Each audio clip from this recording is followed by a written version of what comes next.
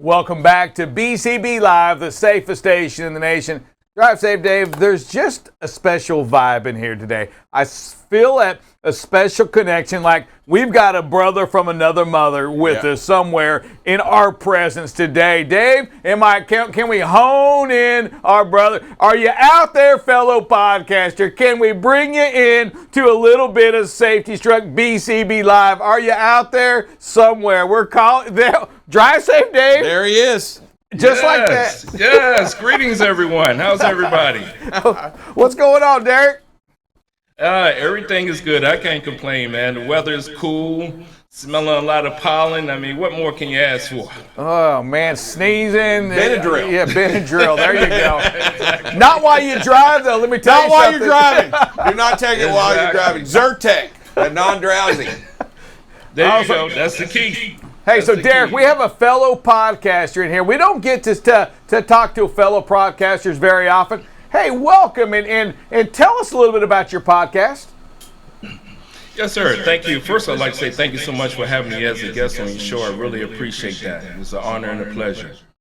About my podcast, basically it's a business-to-business informational platform, and it's by the name is the Trucking Entrepreneurs Podcast.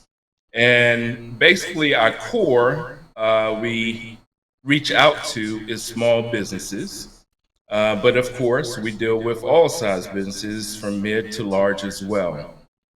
We hope with our guests that we have that they can, with the products and the services that they offer, that it would be appealing to other entrepreneurs and businesses within the trucking and logistics industry.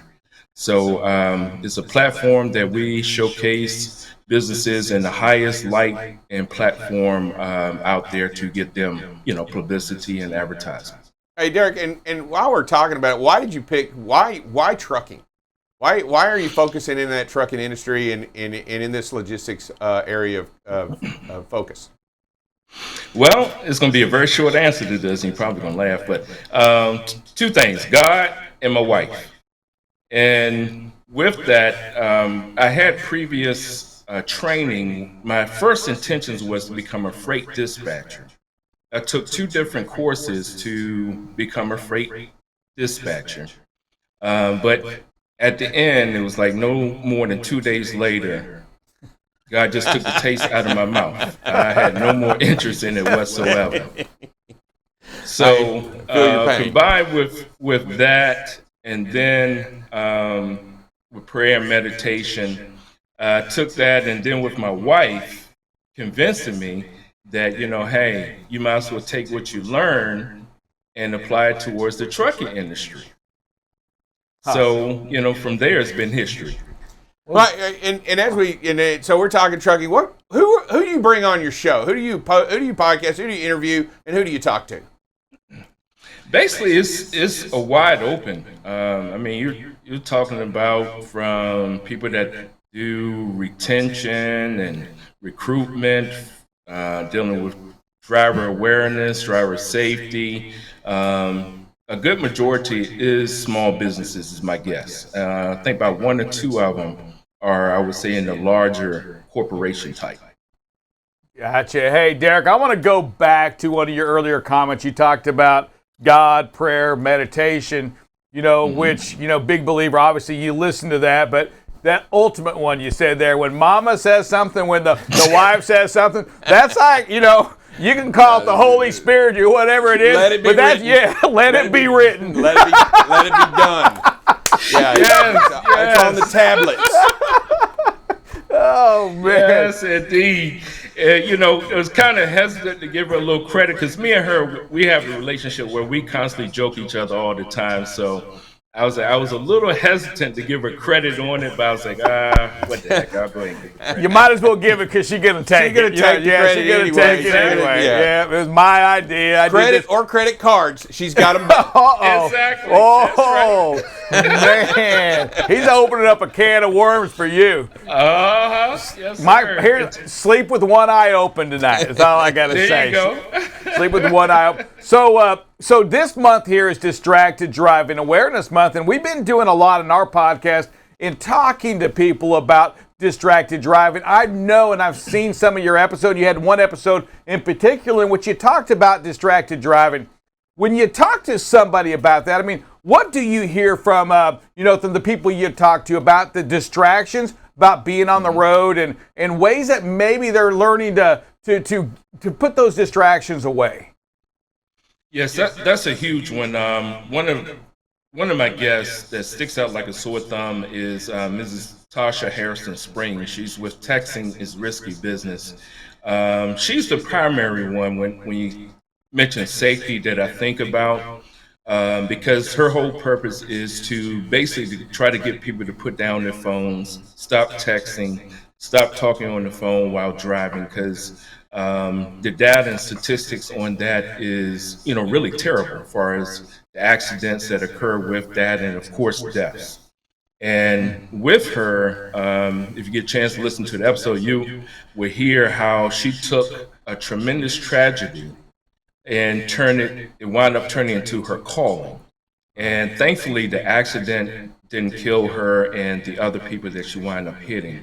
But now, like I say, it birthed her calling, which now she's on fire trying to help change people's lives and save people's lives out there. And as you all know, even though I've never been per se truck driver, I drove box trucks many years ago.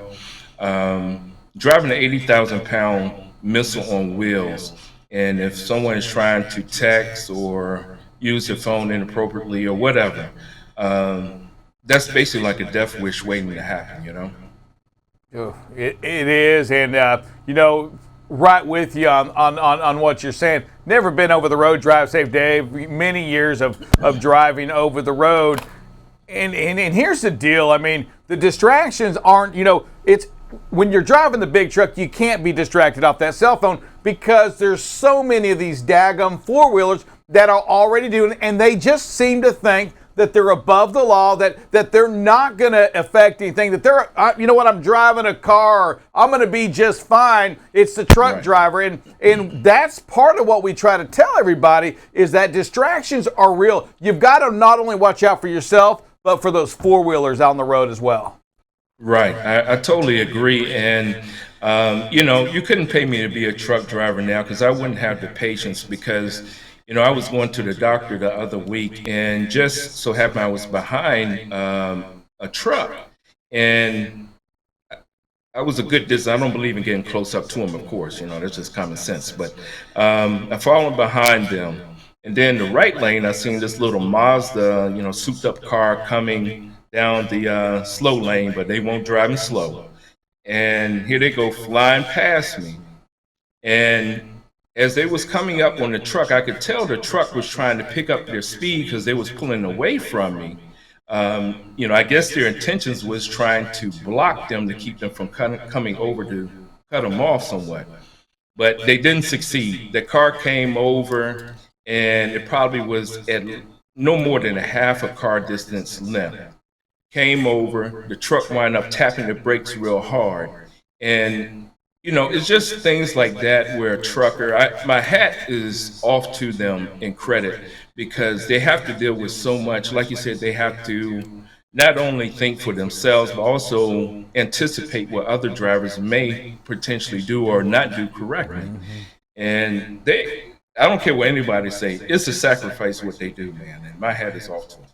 Yeah, and as we talk about that, 4 out of every 5 automobile trucking fatalities are the four-wheelers' responsibility. They're the cause of the accident, 4 out of 5. Wow. So only 20% is the truckers usually typically at fault in all the statistics. Hey, so you've been talking to a lot of interesting people in the industry. What are some of the things you just learned that you didn't know? Because one of some of the fun stuff that we get to do, and as we get to interview people as well, we learned interesting things that I think that I had never looked at a specific way before or understood a certain way. What are some of those things that you've done? I know one of them that I can think of right offhand is I never knew anything about a second chance program. And I didn't know anything about it until a couple of my guests, one of them was Mrs. Jerry Banks with LOTR Recruiting Transportation Services.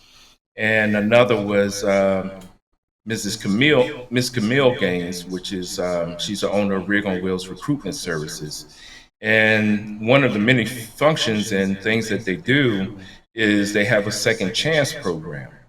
And like I said, I never knew anything about that, but I think that is an awesome program to help truckers get back on their feet and get back in their trucks. Those that go through the proper protocols to meet the demands and everything. But is a blessing to have that in place because everyone needs a second chance, a third chance, or what have you. And if you, I'm pretty sure you all know about it, but that's where drivers have a violation of FMCSA. Drug and Alcohol Clearinghouse.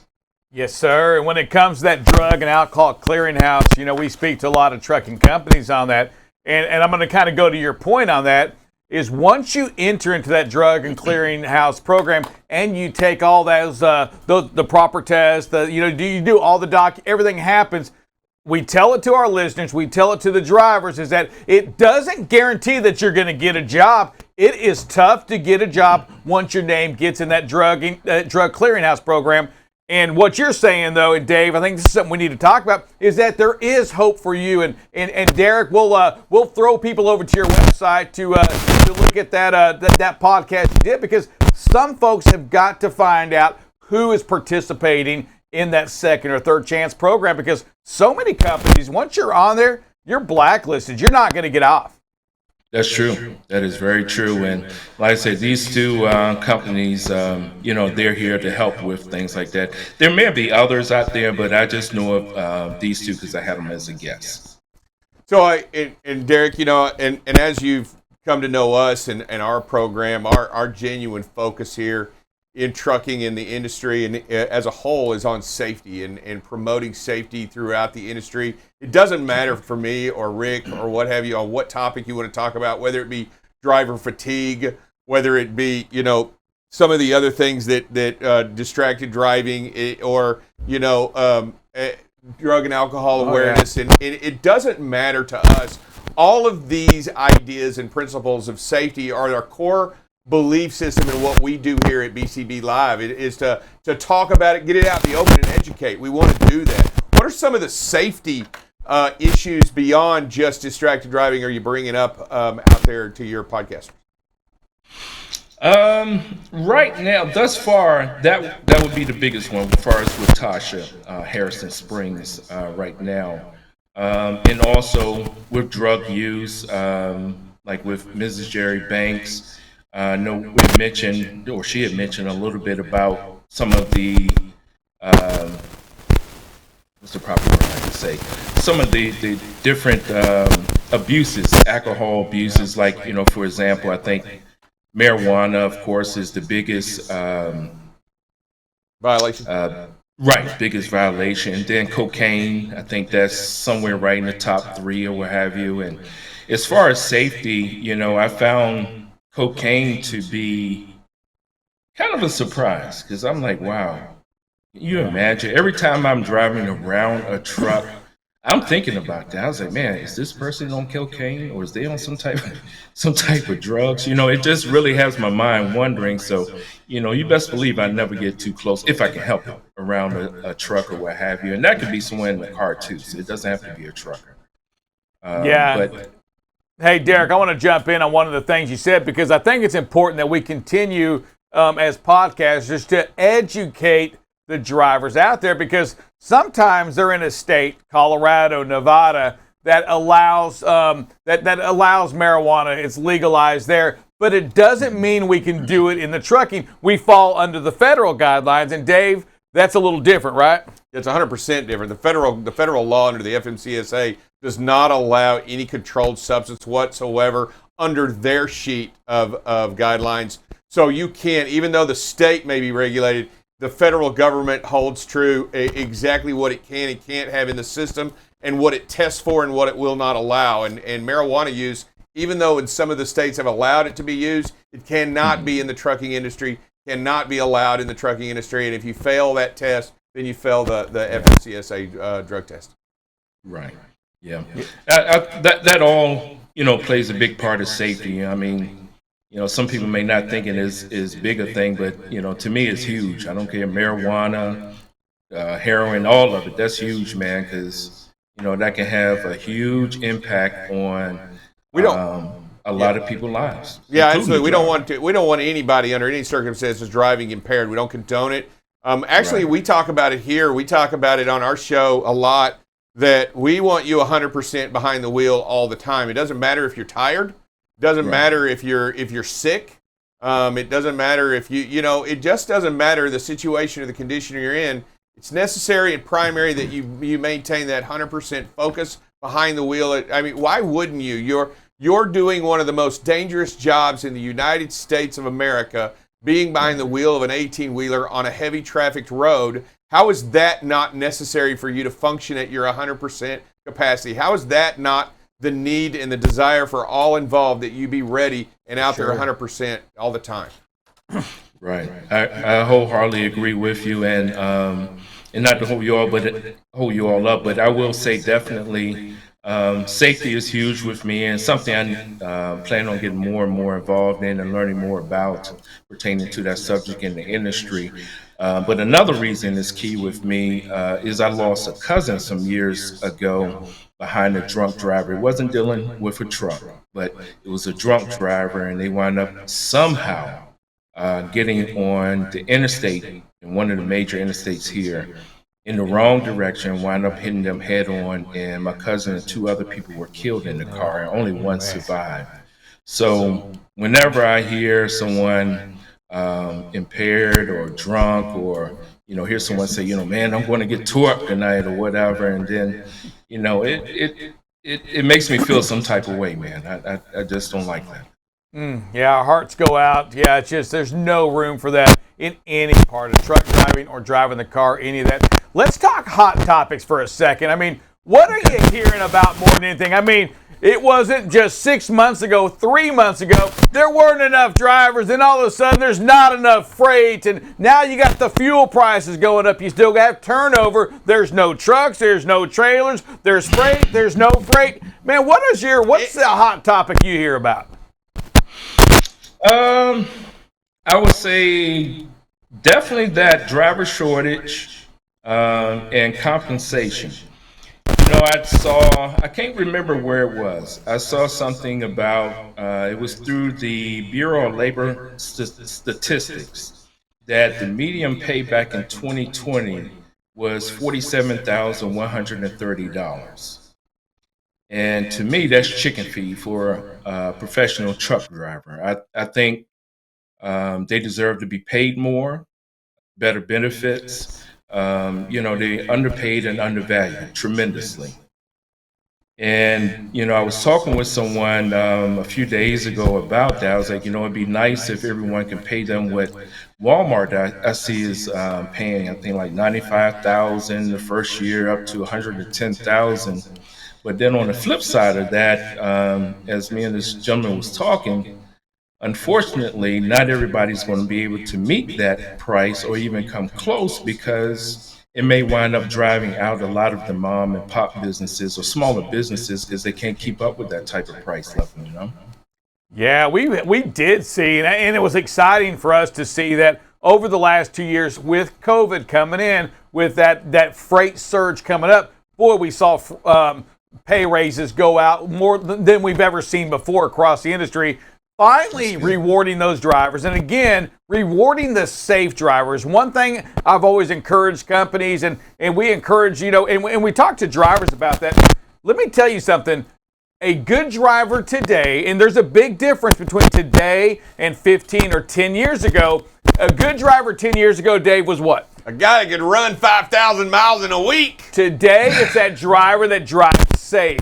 Safety pays today. We want to remind each and every one of you out there driving, there's nothing more important today than your CDL. Protect it. Make sure you're driving safe and you're not distracted, you're not fatigued, that you're doing all you can to protect life. Man, I'm going to tell you, Derrick, what we talk about, and I want to hear it from you as we close out. We talk about protecting life, and when we're out there making decisions on the road, whether we're a car, a big truck, our only objective out there really should be to protect lives to get everybody back home to their families. What are your thoughts on that? I agree wholeheartedly with that. I definitely believe that is first and foremost above anything. And I do believe, just like at the job that I work at, and I know some other jobs, it should be some type of incentive pay at every trucking company for, if a driver goes for whatever period of time, whether it's 6 months or whatever, some type of incentive, money incentive or something of that nature to reward them for their safe driving and whatnot, and to actually help give them another incentive to really focus on safety. Because like you said, you want everybody to get home, not just the truck driver, professional truck driver. You want everybody around them all over the interstate and highways and everybody to get home too. You don't want to cause any accidents. So I agree wholeheartedly with that. Hey, Derrick, I go ahead. If anybody wants to listen to you, how do they listen to you at Trucking Entrepreneurs Podcast? How do they listen to your podcast? Very easy, by visiting www.thetruckingentrepreneurs.podcast.com. I'm also located on all major podcast channels: Spotify, Amazon, iHeartRadio, etc. All right, and I would encourage everybody to go out there and listen to Derrick talk trucking out there on his podcast. And before you get out of here, Derrick, we ask every guest that comes on to state their name, who they work for, and to say that you're watching BCB Live, the safest station in the nation. Can you do that for me? I sure can. My name is Derrick Williams, the Trucking Entrepreneurs Podcast, and you're watching BCB Live, the safest station in the nation.